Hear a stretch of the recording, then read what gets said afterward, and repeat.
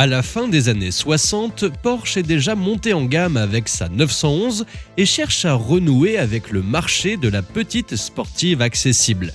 Volkswagen, de son côté, cherche à se débarrasser de son image de voiture du peuple malgré l'immense succès de la Cox. L'amitié liant les patrons de ces deux marques permet d'envisager d'attaquer le marché en commun.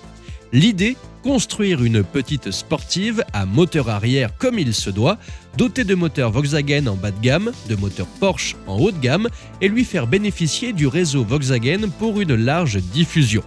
En 1969, une société commune, Volkswagen Porsche, est créée pour lancer la Volkswagen Porsche 914. Comme vous le remarquerez, ce roadster porte deux noms de baptême, ce qui ne manquera pas de choquer les Porschistes qui bouderont la belle.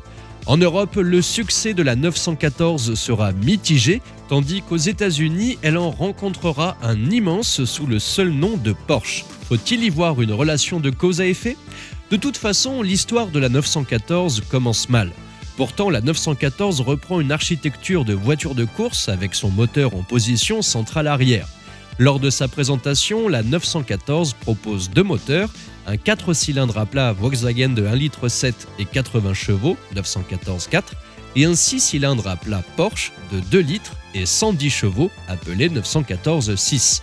Contrairement aux idées reçues, c'est le moteur Porsche qui sera boudé avec seulement 3361 ventes en tout et pour tout sur une production totale de 118 967 exemplaires entre 1969 et 1976.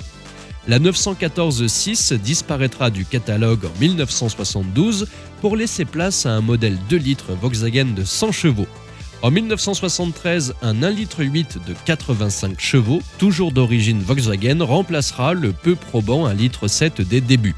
La 914 dispose d'un look, disons, étonnant. Ses phares escamotables escortés de clignotants perchés sur des arêtes saillantes lui donnent un drôle de visage, celui d'une 911 aplatie et malvoyante. À l'arrière, le popotin est plat, puis tronqué. Faut aimer, mais moi perso, j'adore. C'est une targa, vive et amusante, grâce à la position du moteur, sans pour autant prétendre à être une bête de course. Vu la puissance modeste de ses moteurs, même en 6 cylindres, elle atteint tout de même 190 km/h.